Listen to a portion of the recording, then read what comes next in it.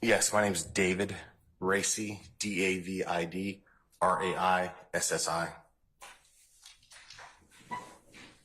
Hey, good morning, Agent Raissi. How are you? Doing well, thank you. Okay. Where are you currently employed? I'm currently employed at the Bureau of Alcohol, Tobacco, Firearms and Explosives, commonly referred to as the ATF. And how long have you been with the ATF? About 4 years now. June 2020 is when I joined the agency. And what do you do for the ATF? I'm a special agent in a criminal enforcement group, meaning just enforcing the federal criminal laws that we have jurisdiction over as the ATF. And prior to work with the ATF, were you employed? Prior to ATF, I was employed by the Cobb County Police Department here in Georgia. And how long were you with the Cobb County Police Department? Approximately 12 and a half years. And if you could tell the jury, so when did you start your employment with Cobb County? So October of 2007 is when I first got hired by Cobb County. If you could tell the jury about your time with the Cobb County Police Department over the course of those 12 and a half years. Yes. So first, when I got hired, I had to go through our police academy, and it's approximately 6 months long. After that, I graduated the academy and was assigned to what we call Precinct 2. It's basically Austell, Powder Springs, Mableton area of Cobb County, the southern part of Cobb County. I spent approximately 4 years on uniform patrol on the overnight shift, just the graveyard late night shift. And then from there, I transferred to the narcotics unit. We call it MCS, Narcotics Marietta Cobb Smyrna. It's a multi-jurisdictional county level narcotics unit in Cobb County. I was in an undercover capacity back then when I was younger, and spent about a year and 9 months there. And so that time frame was 2012 to 2014. In 2014, I was pulled and transferred to the Crimes Against Persons Division. And I worked initially, it was kind of split, robbery and homicide within Crimes Against Persons. It later got combined all in one. But I came up under homicide and worked there for about 6 years to end out my 6.5 years. And the last kind of year and a half, 2018, 2019, somewhere around there, I was deputized as a task force officer with the ATF, meaning I was a local but sworn in federally to be able to make federal cases as well while being assigned to the Crimes Against Persons unit. And that's kind of what segued to the full-time position at ATF as a special agent. Now, while you were at Cobb County, did you work in any other capacities? So I was in the military reserves at the same time, yes. And in the military reserve, what was your role with the military reserve? Okay, so starting off kind of 2003 to 2007, I graduated high school and enlisted in the United States Marine Corps on active duty. So I served on active duty in the Marines. My primary job was a machine gunner. I had a secondary MOS or job as a Marine security guard. I was stationed at Camp David, the presidential retreat, basically doing security there for my whole enlistment. In 2007 is when I got off active duty, and that's when I went to Cobb County Police Department. But after the Cobb County Police Department, I re-obligated to a Marine Corps unit in the reserves, which I had a different job, had to go to another training, and I became an ammunition technician. So basically the housing, classification, storage of ammunition, small arms ammunition for the Marine Corps. And then in 2010, I transferred from the Marine Corps Reserves to the Air Force Reserves here at Dobbins Air Force Base. And my job changed again to they call it security forces. It's different than Marine Corps security forces, but it's basically military police. So I changed my job in the Air Force to be military police. And then from 2010 to 2015, I did that. And then 2015, I left military police, security forces, and went to the Office of Special Investigation for the Air Force. So what that is basically NCIS, everyone's seen the show, or Army CID. OSI is the Air Force's version of their felony level investigative service. So I'm still in Air Force OSI. So from 2015 to present date, that's what I do in the reserves. It's just basically a special agent for the Air Force. is basically what it comes down to. Now, I want to go back to your time at the Cobb County Police Department. Were you post-certified during your time at the Cobb County Police Department? Yes, I was. And specifically during your time where you were assigned to the Violent Crimes Unit, did you have or receive any type of training? Yes, absolutely. What type of training did you receive as being an investigator with the Violent Crimes Division? So when I transferred to the Violent Crimes Unit, Crimes Against Persons, I went through basic level investigations, violent crime investigations, interviews and interrogations, search warrants, homicide investigations, advanced cell phone investigations, social media exploitation investigations. You name it, if there was training that involved violent crime, I pretty much went to the training. Cobb County Police sends us to the training. And then while I was at Crimes Against Persons, I also went to the Federal Criminal Investigator Training course for Air Force of Special Investigations for the Air Force. That's the Federal Law Enforcement Training Academy to be a criminal investigator. It's in Glencoe, Georgia. It's FLETC, the Federal Law Enforcement Training Center. So that's a whole nother criminal training course to become a federal investigator. So I did that while I was at Crimes Against Persons as well. So quite a bit of training. I want to specifically now focus on two areas of training that you talked about: cell phone training and social media. So first, talking about training regarding cell phones.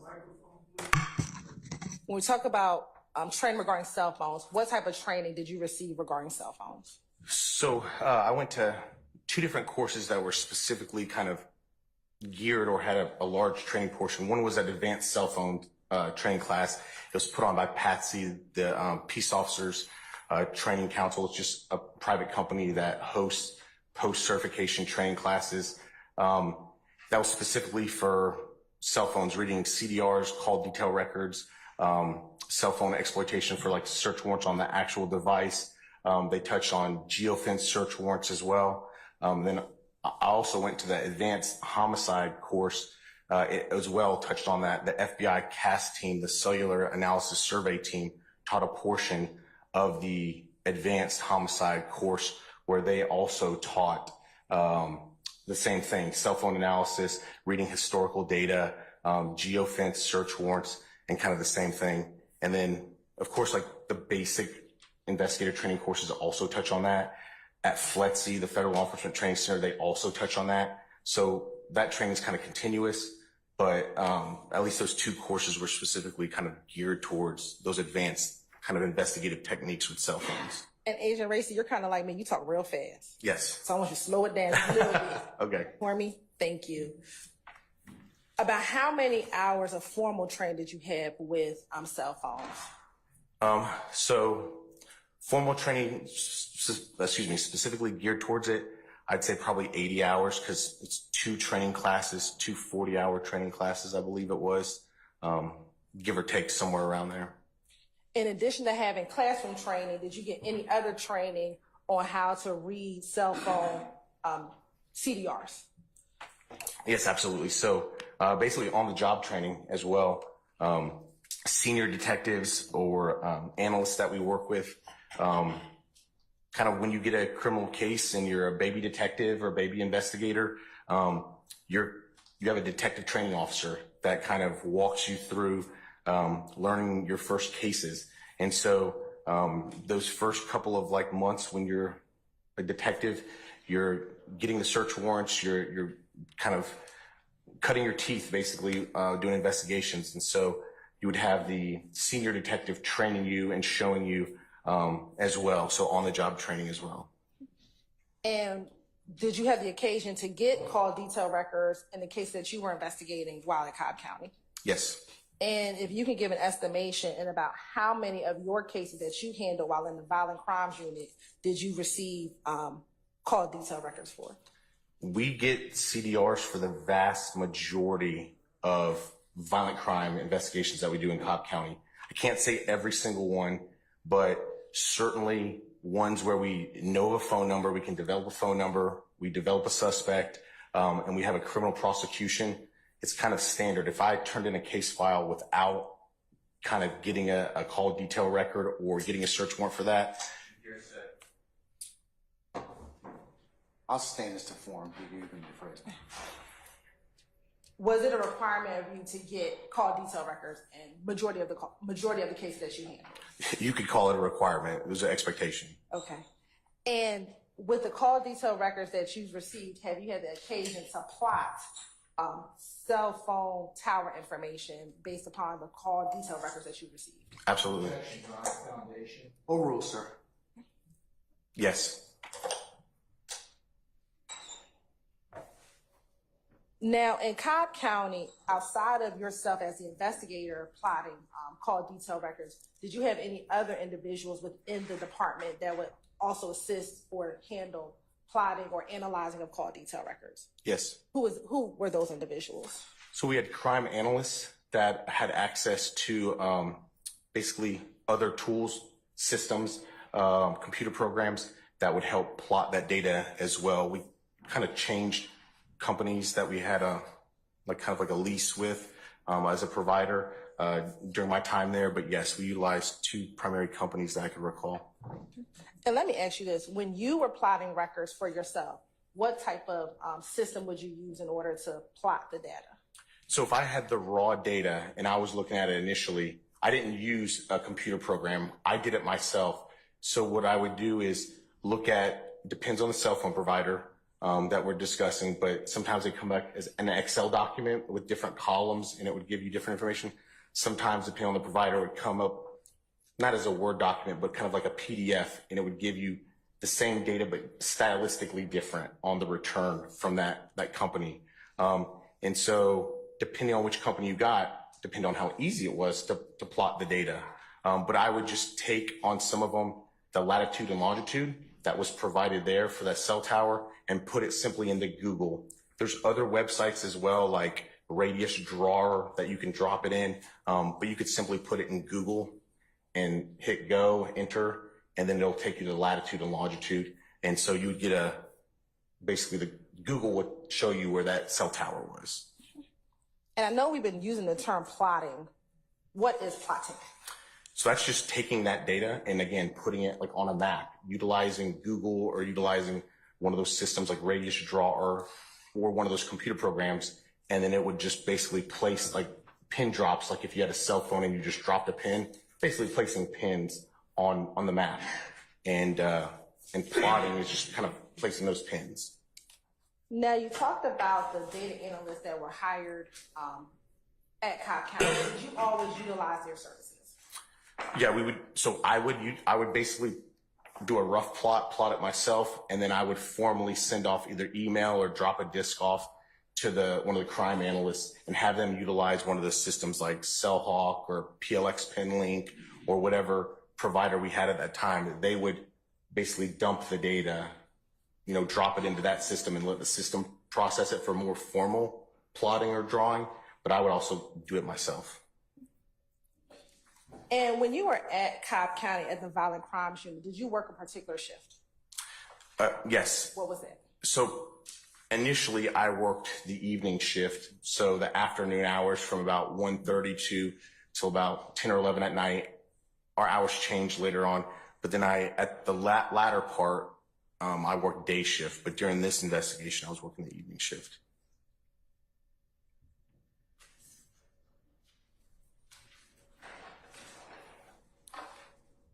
Now, you also talked about you received training on social media. Tell the jury briefly about your training that you received with social media. Very similar.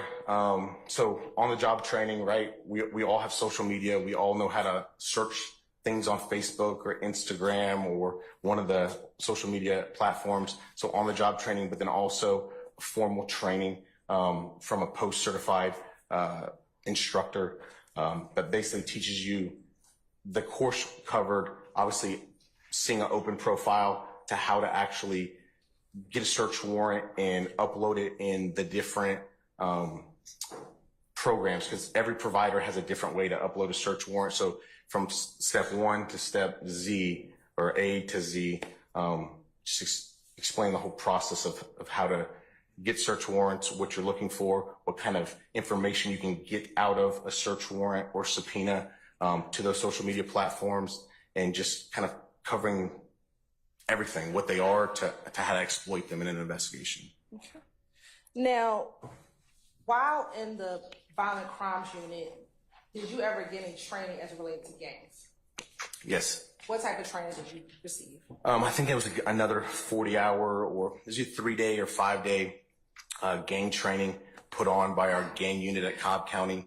And again, it's just a post-certified Georgia post course, and it was intro to gangs. So the national level gangs, like the well-known ones, the Bloods, the Crips, the GDs, to the hybrid gangs that we have in the metro Atlanta area, and then to the non-traditional gangs that exist as well, and then prison gangs that exist. So it just kind of covered a high-level view of gangs, and then got more specific into the gangs that we're seeing in our area as well.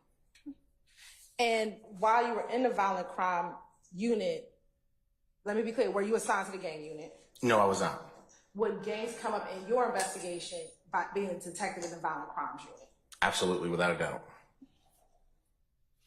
In addition to the formal 40-hour training, did you get any on-the-job training regarding gangs as you were an investigator in the violent crimes unit? Absolutely. What did that entail? So when we would have basically a violent crime, a shooting, a murder, anything like that, at Cobb County, we kind of had, as a homicide detective, you had all the resources of the department at your beck and call. So if we needed a gang investigator, I would simply just call a gang investigator, and it was expected, and they would show up and immediately do what they can to assist. Same thing with other aspects, but if there was any indication that the crime from the initial response to the call that appeared to be gang motivated violence, or where the shooting happened possibly indicated to what type of violence it was, we would immediately reach out to our gang unit and basically utilize them as a resource to help us in the investigation. Okay. Now, when you were assigned to the violent crimes unit, how were cases assigned to you as an investigator? So there's a couple different ways. So if we're just sitting in the office and it's evening shift and a crime occurs, we had like a radio that scanned all the channels in Cobb County, and we would kind of hear if there was a violent crime that happened. And then the supervisor on duty, we would await a phone call from patrol to let us know, and a supervisor on duty would just pick a detective that was going to lead the case. They knew our caseloads. They knew who was kind of actively working something hot and heavy, or who kind of was in a lull, and they would pick based on that. Sometimes if you're the one that just simply answered the phone while you're sitting there and a patrol officer called to report something, well, you answer the phone, that's your call, and you investigate it. If we were off duty and you were the on-call detective, like you were the duty detective for that weekend or that, off shift hours, the calls would get filtered by a supervisor in our office. And then again, they would just call those on-call detectives and say, hey, we have a call out. You got to respond out and investigate. So there's a couple different ways that it can come in.